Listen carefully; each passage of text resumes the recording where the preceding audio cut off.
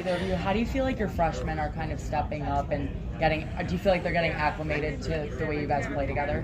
Yeah, for sure. I feel like we brought in good freshmen. Barry and Haven, they're doing really well, just putting in a lot of work and just stepping up. And I feel like we brought, like I said, they're really good players, so they just have that dog mentality. You come in to a program that's full of dogs. With that dog mentality, it takes you a long way.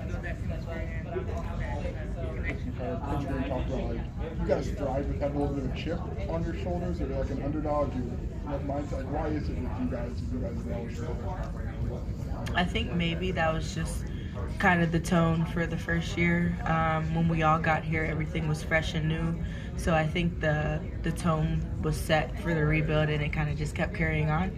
But I think in our minds that it's more so of a tone of like, okay, we're here. This is what we're here to do, and this is what we're gonna do, and we just gotta work hard to like achieve that, basically. Yeah, and I'll just add, like, I was a part of the year when we weren't good, we were losing. So having that chip, like, Illinois hasn't been good for years, hasn't won many games for years, so that image on you is on there, like when Coach Green was here the first year. So, and I guess just always fighting against that, like, we are a good team, and we're not who we were my freshman year, and it's amazing just being part of that rebuilding the program, because when you see it, it builds confidence, and that's what Illinois basketball is about. Makira, your name's preseason All Big Ten by the coaches. I guess, how are you handling the weight of expectation heading into this year? Honestly, I would say that I was very, very honored to be able to have that preseason award. I accepted it, and I was really happy, but also, like, we haven't really done anything yet. I haven't proved anything for this year, and every year comes with its own thing. So I guess that's to show me that I definitely want to be there, and that's what I'm going to be working towards. But I just accepted it, and now I just got to work hard every day. Question for both of you. So Coach Green spoke about the time you guys spent in Europe and thought you guys came together. Just wanted to get your thoughts on the experience over there. Yeah, being in Europe was really fun. I think we had a lot of team bonding, and it was good, like, having the new additions, and we just growing together, and then just growing closer to the people we've been here with already, and also playing in the games, just seeing, like, what we have and the pieces that's coming together. It was really fun, like, just being a part of that experience. Yeah, the Italy trip, it was amazing. I definitely think about it very often. It's been my Roman Empire since we came back, and it just, for my life in general, I was able to see things that I hadn't seen before, so it, like, broadened my horizon for what's possible, I guess. And for our team-wise, we got so close, and I think everything just started making sense. The more you spend time with each other, the more you learn each other, and it was just amazing. Makira, you came to Illinois with Coach Donna from Dayton. Can you talk about your relationship, especially moving and now you're going into your 5th year? Yeah, so I think our whole relationship was just built off trust initially. I feel like in this business, maybe there's some times when coaches may not be as truthful with you as they should, and I've never experienced that. I've only gotten nothing but the truth, even if I didn't want to hear it. Even if I did want to hear it, it's just always been the truth. And I'm very much a person who, we can work with any truth, like, so we can always move from a truth, and that's the same as Coach Green. And we just deepened our relationship, and then when we came here, we had more time with each other, so we had no choice but to just get closer and closer. How would each of you describe Barry's game? So for Barry, I would just say that, me personally, I feel like when I look at Barry, I don't see a freshman. Like, I'm not like, oh, she's like needs this, and this. Barry, she is on the mark. She works very hard. She's very consistent, very good, and she just brings a certain energy to the team that we definitely needed. Yeah, I'll say Barry's a silent killer. She's not going to do all the flashy things, but she does the little things like go and rebound. She can shoot, she can drive, she can pretty much do everything, and I feel like that's really huge, just being a part of this league and a part of the game, being very versatile. Makira, for you, Coach Green, so this is basically your first offseason, like, whole and uninterrupted. How's that helped you? Strides you think you've made, being able to go without pauses? Well, being able to really have a summer to just work out and train, my body feels very good, very strong, very much so getting in shape day by day, and it's just nice to be able to catch a groove. I feel like basketball is a very rhythmic sport, and if you're not in a groove, it doesn't really, to me, I don't think that it really matters the skill and the IQ, because it's really about having like your rhythm and being in a zone. But just being on the court means so much. Like, obviously it helps my mental health, it helps with anything you can think of, because I love basketball, and it's been nice to just be with my girls all summer and, you know, do what we like to do.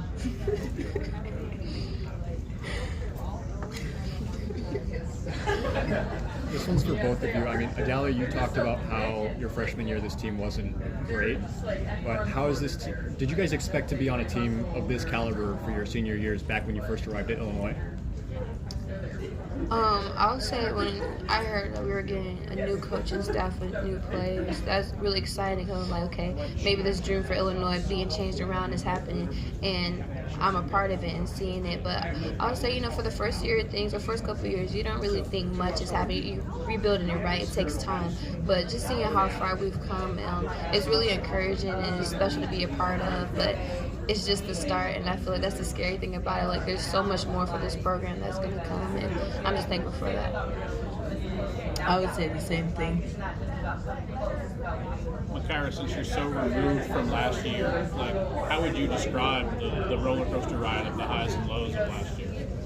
I would say that last year, definitely going into the season, we were very confident. We were coming off of a record-breaking year, and we kind of got humbled, and we dropped some games that we all agreed we shouldn't have dropped, and whether that was our mindset or our focus or whatever it was, it needed to be fixed. And we realized that we missed the mark, and it was something that unless we do something about it intentionally, you don't want to leave it up to chance. So we did a lot of hard things, and we had to really grow together as a team, and there was no issues or any drama or anything like that. It was just sometimes you have growing pains and things don't go as expected, but we got our stuff together. We worked really, really hard, like really long days. I remember Christmas break, it was so needed, but it was so tough. And after that, we came out like warriors, and our mindset was like bulletproof after that. I asked Coach Green this, but did you guys feel like physically, you guys seem like injury-wise, I'm not using it as an excuse, but it seemed like everybody on the roster at one point was going through something. You know, did you feel like you all had to go through that last year just to get to the other side?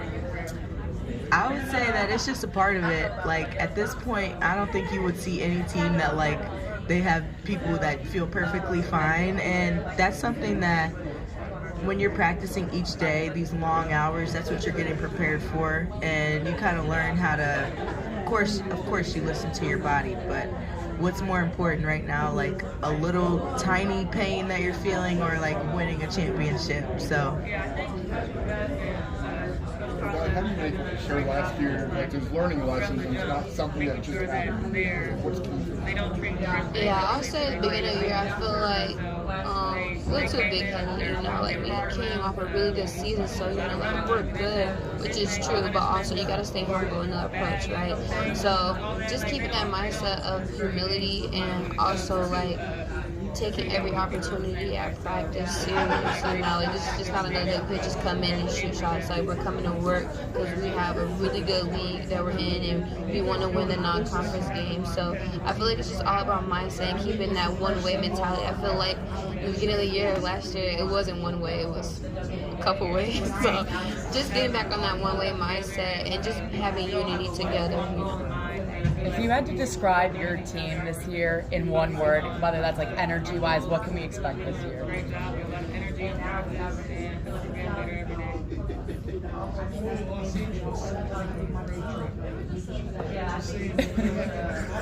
Elite.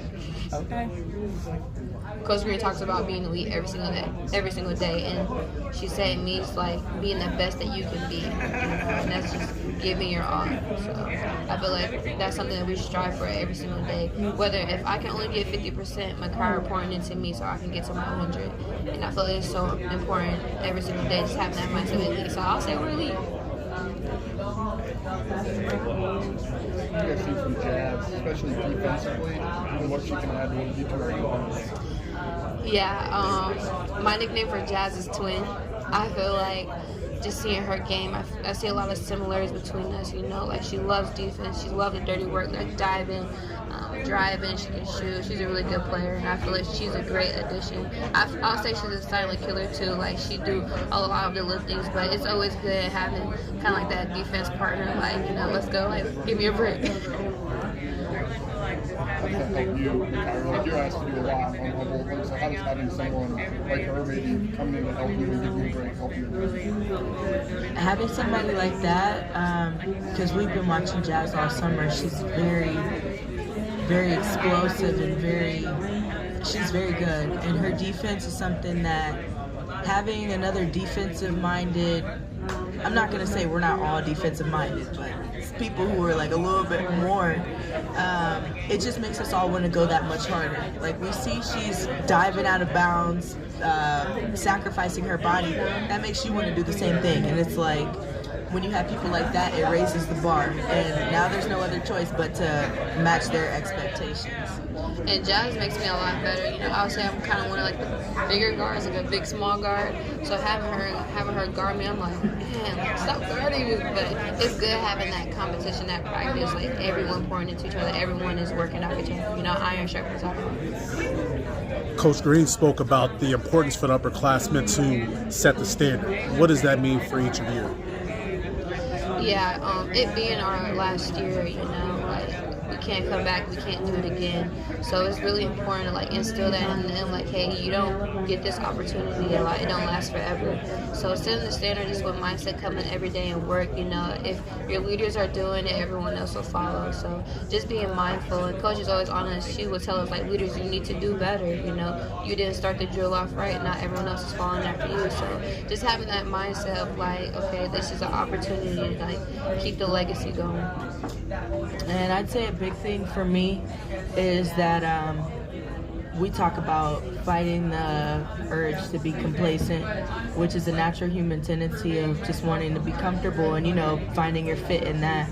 But to just continue to find ways where you can be better and like just accelerating your game. And I think that's a big thing for us leaders is that, okay, maybe we're doing a few drills that we've been doing for 3 years now, but it's like, how can you make this drill and tune it up to be like a pro drill? Or how can you bring your same mindset and energy every single day, whether you're sick, sore, tired, hurt, and that's pretty much the standard. So She seems really like grounded and have a lot of perspective. Like, I'm just curious your growth since maybe off the court and just kind of playing. well, I would say that I have evolved a lot as a person recently.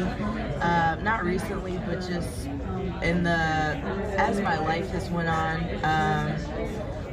admitting when I'm wrong. There's been times where I've had some really hard days, and our support staff, our staff, like just being taught the aspect of vulnerability and transparency. I feel like I'm not a person that's necessarily going to be like super vulnerable with somebody off the rip. So really learning that and like leaning on the shoulders that are here that have been placed in our lives. And that has helped me evolve in the last 2 weeks, just opening up my mind to being able to be like helped with small stuff. And do you think that's something that will translate onto the court in your play? I think that being vulnerable and transparent, definitely, because let's just say we're really good friends, but maybe if she gives me a bad pass and I'm like, I can't stand her today, and like if I wasn't to be transparent or I didn't want to, like we have a relationship now to where she can come to me and be like, that pass was terrible. Like, you know what I'm saying? Just like the transparency, you're able to talk and things don't fester, and it's just better when you can have conversations without, I don't know, not being transparent. Oh, wait, my hair. Sorry. With the conference being 18 teams, you lose a lot of those revenge matches that you would have had in years prior. I guess, what's your mindset now going into these games knowing you only have one shot at these teams?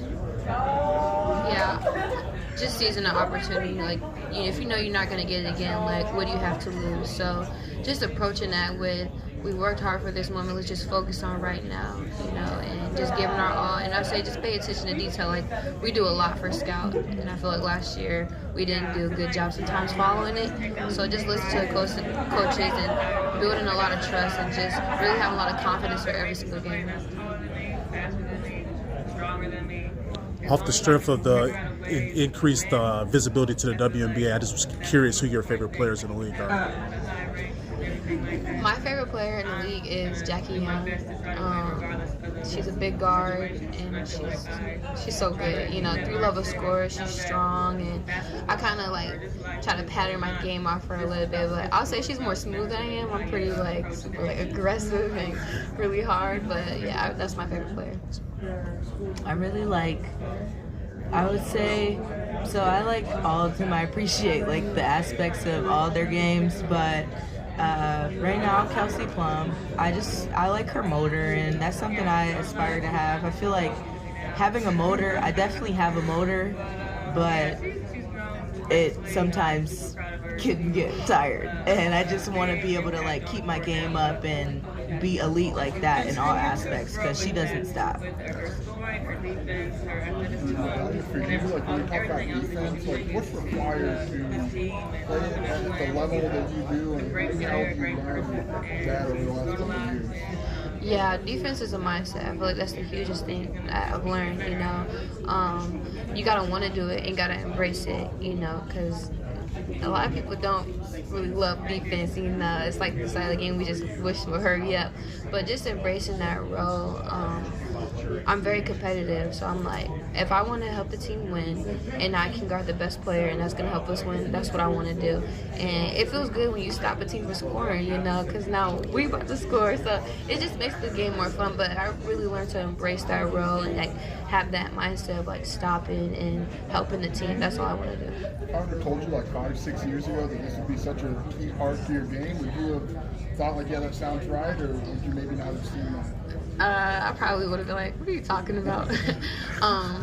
I feel like I've always loved defense just a little bit, but I was more offensive minded, you know, growing up in high school. So being a part of Coach Green, and like she loves defense, like all capital letters love, like, so I feel like that I've embraced that mindset, and I feel like it's really huge. I'm thankful that I love it now because it makes it more fun.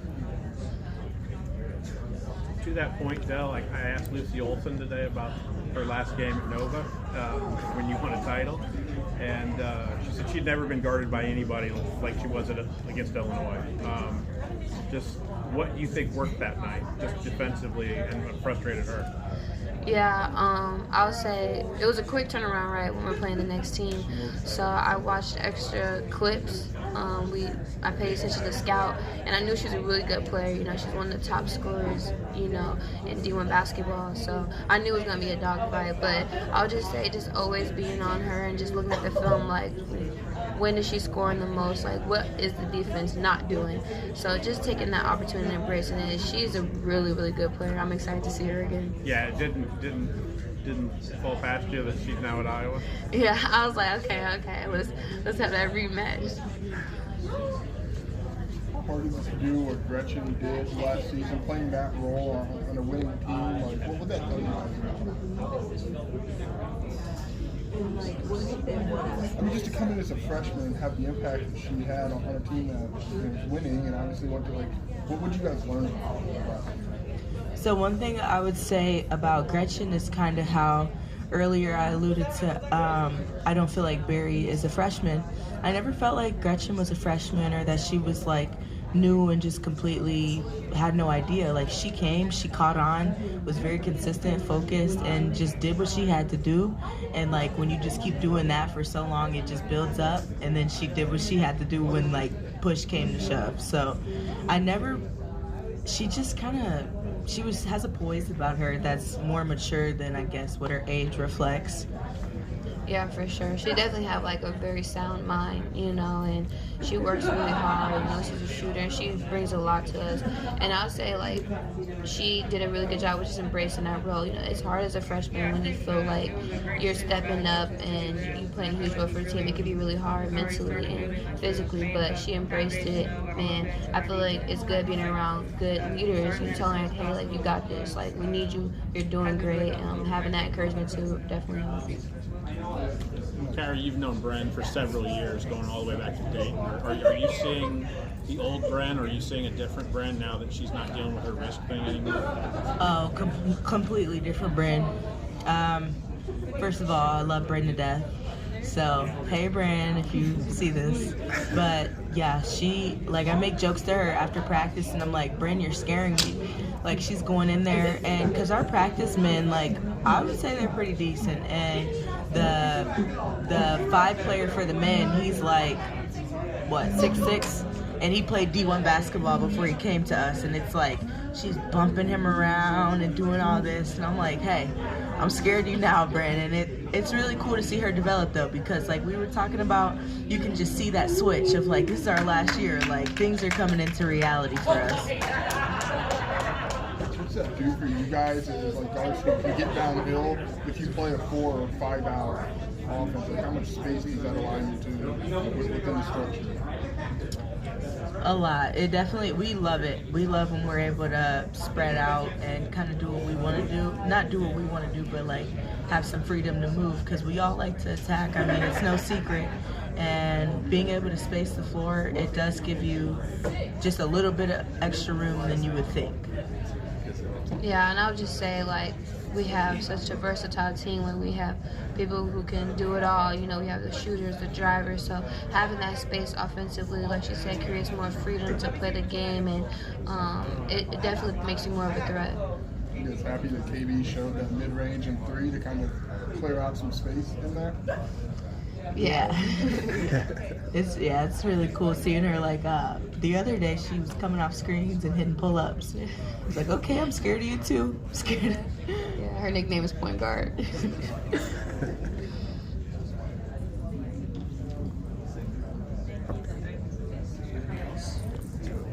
Thank you.